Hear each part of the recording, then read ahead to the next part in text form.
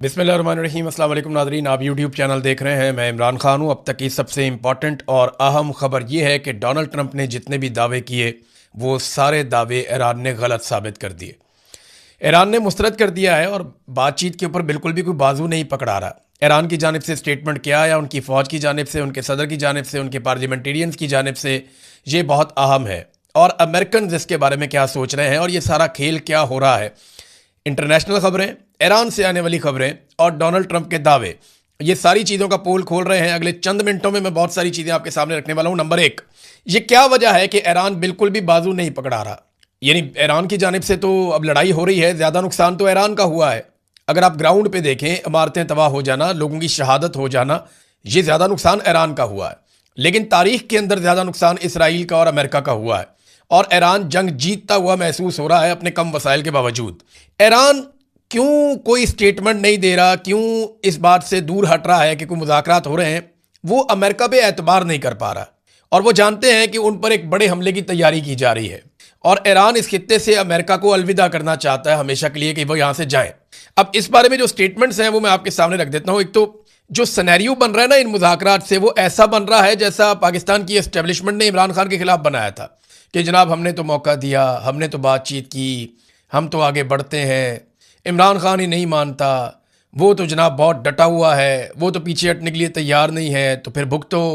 ये इस किस्म का बयानिया ईरान के खिलाफ भी बनाने की कोशिश की जा रही है, जैसा कि हुज्जत तमाम की जाती है। इस किस्म का माहौल बनाया जा रहा है। अगर मुज़ाकरात होंगे तो इससे बेहतर तो कोई बात नहीं है ना। अल्टीमेटली तो एंड ऑफ द डे मुज़ाकरात ही होंगे, चीज़ें बेहतर हो जाएंगी। मगर ईरान में अक्सर लोग ये समझते हैं कि अमेरिका ईरान से कोई रब्ता नहीं कर रहा, ना ईरान का अमेरिका से कोई रब्ता है, बल्कि ये आपस में एक ढोंग रचा रहे हैं मुज़ाकरात का और एक खेल खेला जा रहा है। और कल को ये कहा जा सकता है कि हमने तो पूरी कोशिश की है। अब ईरान मानता ही नहीं है, ईरानी क़यादत को इस बात का इदराक ही नहीं है। उन्होंने अमन की ऑफ़र को ठुकरा दिया, हमारी कोशिशों पे पानी फेर दिया, लिहाजा अब जंग ही वाहिद हल है अब इस मसले का। तो इस किस्म की बातें कल को की जा सकती हैं। अब ईरानी फ़ौजी तर्जुमान का जो स्टेटमेंट है वो सबसे पहले मैं आपके सामने रखता हूँ। यहाँ बहुत सारे अखबारात ने इसको छापा है, बहुत सारे इंटरनेशनल न्यूज़पेपर्स ने इसको छापा है। तो जो मेन चीज़ है उसकी वो ये है कि डोनाल्ड ट्रंप और अमेरिका अपनी नाकामियों को मुआहदे का नाम ना दे। ये तो पहला स्टेटमेंट है उनका कि आप मुआहदे का नाम दे रहे हैं, ये तो आपकी नाकामियां हैं और आपकी शिकस्त है। ये डोनाल्ड ट्रंप को और अमेरिका को उन्होंने कहा। ईरान की मुसल्लह अफवाज ने अमरीकी सदर ट्रंप की जानिब से मुज़ाकरात के दावे को मुकम्मल तौर पर मुस्तरद कर दिया और उसे हकीकत के मुनाफी करार दे दिया। लेफ्टिनेंट कर्नल इब्राहिम जुल्फ़िकारी ने अमरीकी दावों पर तबसरा करते हुए कहा कि क्या अमरीका के अंदरूनी इख्तलाफात इस हद तक बढ़ चुके हैं कि वो अब खुद से मुज़ाकरात कर रहा है, यानी अपने आप से मुज़ाकरात कर रहा है, उसके अपने अंदर इतने इख्तलाफात पैदा हो गए हैं। उन्होंने वादे किया कि अमेरिका को अपनी नाकामियों पर पर्दा डालने के लिए इसे किसी फर्जी मुआहदे का नाम नहीं देना चाहिए। उन्होंने दो टोक अल्फाज में कहा कि जब तक ईरान की मर्जी पूरी नहीं होती और आलमी मार्केट में तेल की पुरानी कीमतें बहाल नहीं होती, तब तक पुराना निज़ाम वापस नहीं आएगा। उन्होंने मजीद कहा कि हालात की बेहतरी सिर्फ इस सूरत में मुमकिन है जब ईरान के खिलाफ किसी भी किस्म की कार्रवाई का ख्याल अमरीकी हुकाम के ज़हनों से मुकम्मल तौर पर ख़त्म हो जाए।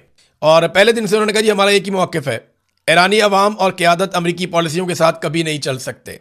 ये तो उन्होंने क्लियरली कह दिया कि जनाब कोई मुज़ाकरात नहीं, और ये अमेरिका अपने आप से ही मुज़ाकरात कर रहा है, ऐसी कोई चीज़ नहीं हो रही।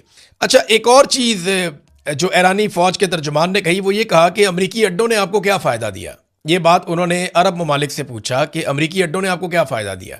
अगर इसराइल आप पर हमला करेगा तो अमरीका जवाबन एक गोली भी इसराइल के ख़िलाफ़ आपकी तरफ से नहीं चलाएगा। ये बड़ी इंपॉर्टेंट बात है। देखें अमेरिका के लिए प्रायोरिटी क्या है, अरब ममालिक हैं या इसराइल है। तो सादी सी बात यह है कि पहली प्रायोरिटी तो उनकी इसराइल है, बाद में अरब ममालिक आएंगे। जैसे ही आपने देखा कि इसराइल के लिए मुश्किलात बढ़ी तो अमेरिका ने तमाम वसाइल का रुख इसराइल की तरफ मोड़ दिया और अरबों को काफ़ी शिकवे शिकायतें भी हुए इस हवाले से। कुछ स्टेटमेंट्स भी उनके आते रहे कि जनाब इसराइल को प्रायोरिटी दी गई है, हमने तो अमेरिका के ऊपर जो है वो इन्हिसार किया था, मगर जो प्रायोरिटी है वो इसराइल को दी गई है। अब ईरान ने अपने सालसों को भी कुछ इन्फॉर्मेशन दी है। जो लोग बीच में कोशिश कर रहे हैं, पाकिस्तान हो गया, तुर्की हो गया, मिस्र हो गया, ओमान हो गया, कुछ और ममालिक हैं, वो कोशिश कर रहे हैं कि कुछ ना कुछ करके कोई बातचीत हो जाए। पाकिस्तान की ख़ास तौर पे इसलिए कोशिश है कि पाकिस्तान के अंदर अवामी दबाव बड़ा शदीद है कि इस जंग में पाकिस्तान को नहीं उतरना। और अगर ये जंग दोबारा होती है तो पाकिस्तान को इस जंग में उतरना पड़ेगा। पाकिस्तान के बाद दूसरा कोई चारा रह नहीं जाएगा, क्योंकि पाकिस्तान जब सऊदी अरब के साथ डील करेगा तो सऊदी अरब कहेगा आओ जंग में, तो इनको आना पड़ेगा। पाकिस्तान के सऊदी अरब के साथ ताल्लुकात ऐसे हैं, फिर पाकिस्तान अमेरिका को भी इनकार नहीं कर सकता। अब ये दावा भी किया जा रहा है अमेरिका से कि शहबाज शरीफ ने जो एक ट्वीट किया जिसको डोनाल्ड ट्रंप ने एज इट इज़ उठाकर रीट्वीट कर दिया, वो ट्वीट अमेरिका से लिखकर भेजा गया था। यानी वो ट्वीट बाकायदा लिखकर भेजा गया था और उसके अंदर नीचे 3 जो नाम है जिनको टैग किया गया वो भी अमेरिका से ही मुबैना तौर पे लिखकर भेजा गया था। और ये खबर अमेरिका से आ रही है। वहां दावा किया जा रहा है कि जनाब ये जो ट्वीट शहबाज शरीफ ने किया है, ये लिखाया शहबाज शरीफ को भेजा गया और कहा गया जी इसको आपने एक नुक्ता भी तब्दील नहीं करना। और शहबाज शरीफ साहब ने वो ट्वीट कर दिया, उसको डोनाल्ड ट्रंप ने वहां पे उठा के रीट्वीट कर दिया, अपने अकाउंट से उसको शेयर कर दिया। लेकिन ईरान ने उसके ऊपर उसको नज़रअंदाज किया, ईरान ने उसके ऊपर तवज्जो नहीं दी। हालांकि ईरानी वज़ीर ख़ारजा को उसमें टैग किया गया था। अब ईरान ने जो लोग सालसी की कोशिश कर रहे हैं, चाहे वो तुर्क हैं, चाहे पाकिस्तानी हैं, चाहे वो मिस्री हैं, चाहे वो रशियन और चाइनीज़ हैं, तो ईरान ने सबको एक जवाब दिया। उन्होंने बताया कि डोनाल्ड ट्रंप 2 मरतबा पहले हमें धोखा दे चुका है और हम दोबारा बेवकूफ़ नहीं बनना चाहते। खित्ते में हालिया फौजी नकलो हरकत और जंगी तैयारियां, ये जनी जो कुछ भी इस वक्त खित्ते में हो रहा है, ईरान की इसके ऊपर नज़र है। वो कह रहे हैं जंगी तैयारियां हो रही हैं, फौजी नकलो हरकत को हम देख रहे हैं। जो कुछ भी इस खित्ते में हो रहा है वो अमन और मुज़ाकरात की नहीं बल्कि एक जंग की तैयारी हो रही है। ये मुज़ाकरात की जो पेशकश है डोनाल्ड ट्रंप की जानिब से, ये महज एक चाल नज़र आती है। यानी एक जंग का माहौल हो सकता है दोबारा से बनाया जाए, ये उन्होंने दावा किया। अब इसमें ना एक साबिक अमरीकी CIA के सरबराह है।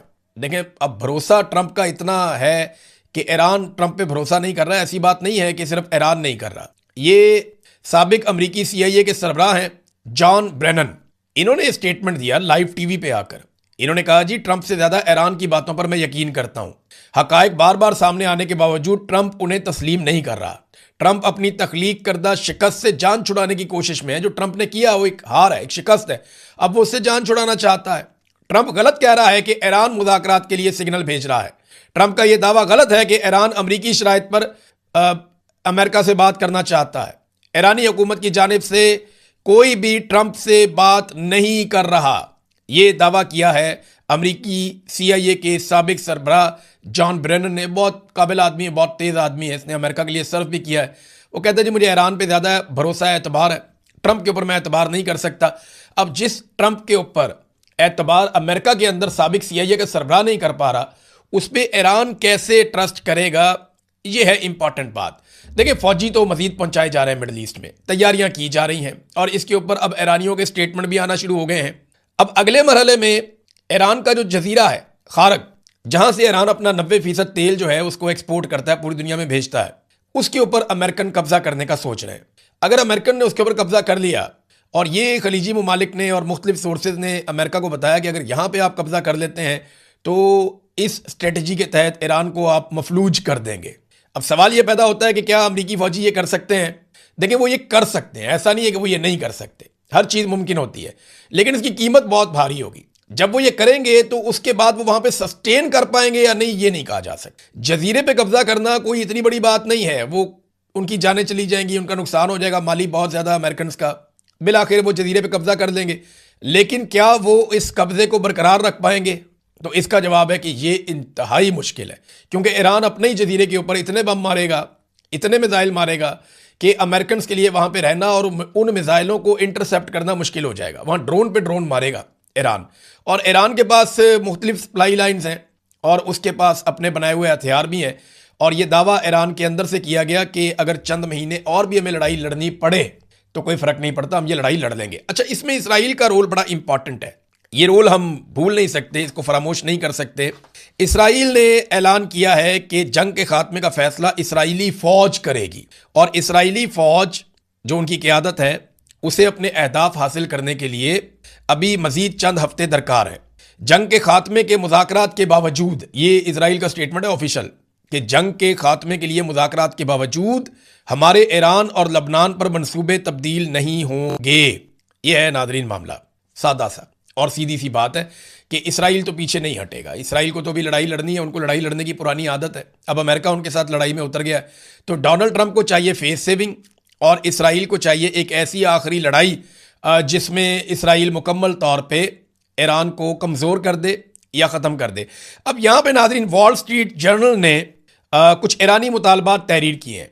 उनका दावा है जी कि ईरान के मुतालबात बड़े सख्त हैं और इन मुतालबात की मौजूदगी में बहुत मुश्किल है कि मुज़ाकरात हों। बहरहाल ये हम मुतालबात देख लेते हैं जो ईरान के, इससे पहले भी मैं आपको इन्हीं मुतालबात के बारे में बार बार बता चुका हूँ। तो वो कहते हैं जी कि खलीज में या खलीजी ममालिक में कायम तमाम अमरीकी अड्डे ख़त्म किए जाएँ, नंबर 1। नंबर 2, वो ये कहते हैं कि ईरान पर होने वाले हमलों के बदले में तावान की रकम हमें दी जाए। नंबर 3, वो ये कहते हैं कि आबनाए हुर्मुज़ में एक नया निज़ाम जिसके तहत ईरान को ट्रांजिट फ़ीस जमा करने की इजाज़त हो, वो भी दिया जाए। नंबर 4, इस बात की ज़मानत कि जंग दोबारा नहीं होगी। नंबर 6, हिज़्बुल्लाह पर इसराइली हमलों का खात्मा। नंबर 7, तमाम पाबंदियों का मुकम्मल खात्मा। नंबर 8, बगैर किसी पाबंदी के अपना मिसाइल प्रोग्राम बरकरार रखने का हक। अगर इस किस्म के मुतालबात ईरान करेगा तो अमेरिका के लिए मुझे नहीं लगता ये काबिल कबूल है। इस लड़ाई में अमेरिका और इसराइल के रास्ते बंद होते चले जा रहे हैं।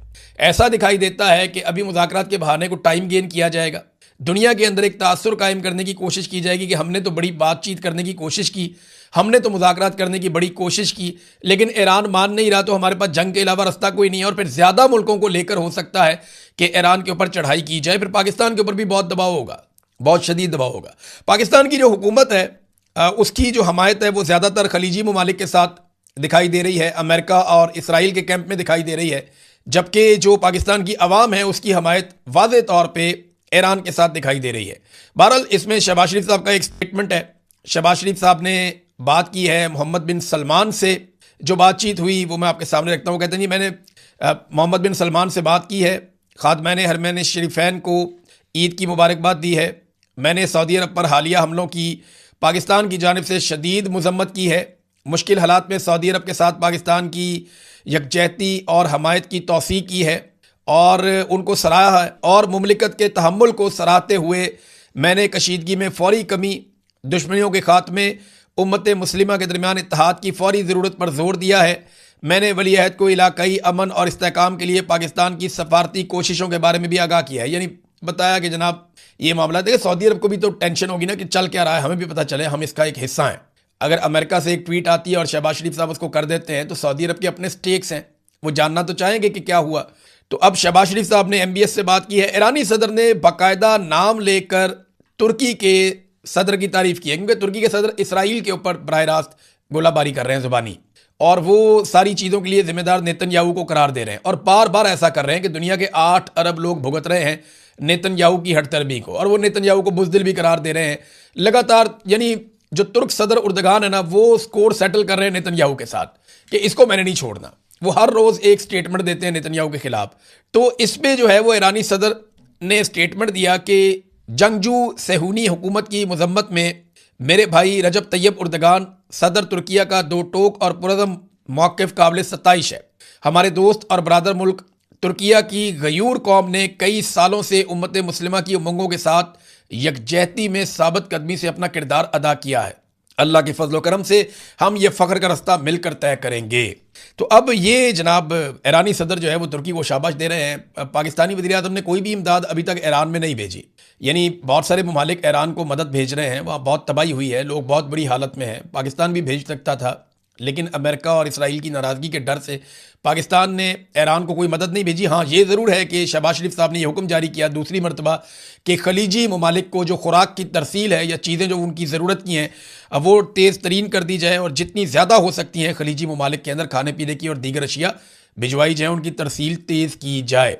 हाँ, एक चीज़ और मैं आपको बताता हूँ कि UAE के एयरपोर्ट्स के ऊपर पाकिस्तानियों के साथ जो सलूक हो रहा है, मुझे कुछ लोग जो आए वहाँ से उन्होंने बताया जी कि वो मुनासिब नहीं है। इंडियंस को और अमेरिकन को प्रायोरिटी दी जा रही है और पाकिस्तानियों को वो प्रायोरिटी नहीं मिल रही, बल्कि पाकिस्तानियों के साथ जो सलूक है वो हद तक आमेज़ है बकौल उन लोगों के जो वहाँ से आए हैं और जो वहाँ से गुजरे हैं। नाज़रीन, अब आ जाएँ, एक और हमला किया है इसराइल ने, और ये बड़ी अहम खबर है। इसराइल ने एक ऐसे मुकाम पर हमला किया है, ये बंदर अंजली है, यहाँ पर इसराइल ने हमला किया है। देखिए, ईरान का रशिया के साथ कोई बॉर्डर नहीं मिलता, बीच में कुछ ममालिक आ जाते हैं, यानी ज़मीन के रास्ते कोई सरहद इनकी नहीं मिलती। कज़ाकिस्तान, तुर्कमानिस्तान एक तरफ आ जाता है कैस्पियन सी के, दूसरी तरफ जो है वो आज़रबाईजान आ जाता है, जॉर्जिया आ जाता है, आर्मीनिया आ जाता है, नीचे तुर्की है। तो ईरान की कोई सरहद बराह रास्त रशिया के साथ मिलती नहीं है। हाँ, कैस्पियन सी है, ये एक लैंड लॉक्ड किस्म का समंदर का एरिया है, और मैं यहाँ पे गया हूँ, मैंने इसको देखा भी है। तो यहाँ से रशिया से बहरी जहाज़ों के जरिए सामान ईरान में आता है। ये छोटा सा समंदर का जो एक हिस्सा है ये ईरान को और रूस को मिलाता है आपस में, कैस्पियन सी। तो यहाँ से एक तजारती गुजरगाह है और ये तजारत होती है इसी बंदर अंजली पर, इसी बंदरगाह पर, जहाँ रशियन तरसील बहुत ज़्यादा बढ़ गई थी हालिया दिनों में। तो वहाँ इसराइल ने अटैक किया और वो कोशिश कर रहे हैं कि इस सप्लाई लाइन को काटा जाए। इस पर रशिया को शदीद तहफ़्फ़ुज़ात हैं। अब देखते हैं कि रशिया इसके बारे में किस किस्म का रद्दअमल देता है। तो एक तो खबर ये हो गई कि रशिया और ईरान के बीच में जो एक तरसील का रास्ता है उसको काटा जाए। अब दूसरी खबर मैं आपको देता हूँ कि इसराइल का फौजी साजो सामान का एक बड़ा कंटेनर जो है वो मिस्र के एक बंदरगाह के ऊपर उतर गया। कैसे, ये जरा देखें। ये कंटेनर वाला जहाज है और ये अलमनासा की एक रिपोर्ट है। वो रिपोर्ट ये बता रही है कि कंटेनर वाला जहाज MSC डेंट ये मिस्र में लंगरअंदाज हो गया है, जिसमें मुबैना तौर पर इसराइली दिफाई कंपनियों के लिए तैयार करदा फौजी ग्रेड का स्टील लदा हुआ है। यानी इससे वो गोला बारूद बनाते हैं इसराइली अपने इस्तेमाल के लिए। ये जहाज़ दीगर मुकामात पर एहतजाज और इनकार के बाद अब यहाँ पहुँचा है मिस्र में। अच्छा, इससे पहले ये जो जहाज़ है जो इसराइली फ़ौज के ज़रिए इस्तेमाल स्टील लेकर आया था बहुत बड़ी मिकदार में असलाह साजी के लिए। ये जहाज़ यूनान, स्पेन, इटली और तुर्की जैसे ममालिक में इसने लंगरअंदाज होने की कोशिश की, लेकिन वहाँ पे जो मज़दूर हैं, काम करने वाले कारकुन हैं, उन सब ने एहतजाज किया था और इसकी मुखालफत की थी कि हम इसराइल के लिए इसको नहीं उतारेंगे।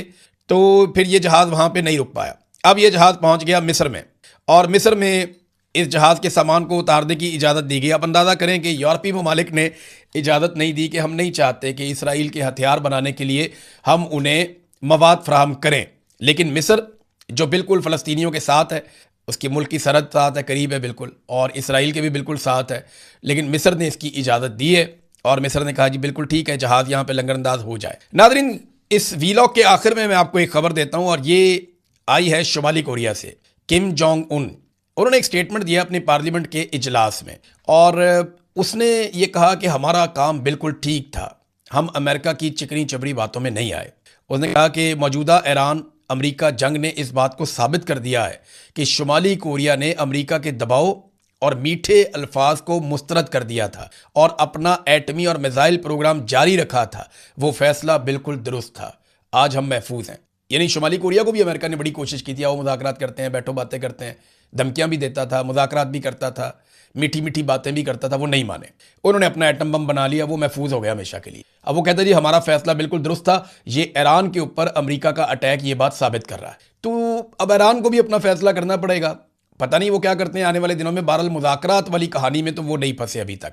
हमें इंतज़ार करना पड़ेगा 24-48 घंटे मजीद, क्योंकि जुम्मे वाले दिन तक ये डेडलाइन ख़त्म हो जाएगी। तो देखते हैं कि जुम्मे के बाद एक बड़ा हमला शुरू होता है या डोनाल्ड ट्रंप मजीद टाइम गेन करने की कोशिश करता है। अब तक के लिए इतने, अपना ख्याल रखिएगा, अपने इस चैनल का भी। अल्लाह हाफ़िज़।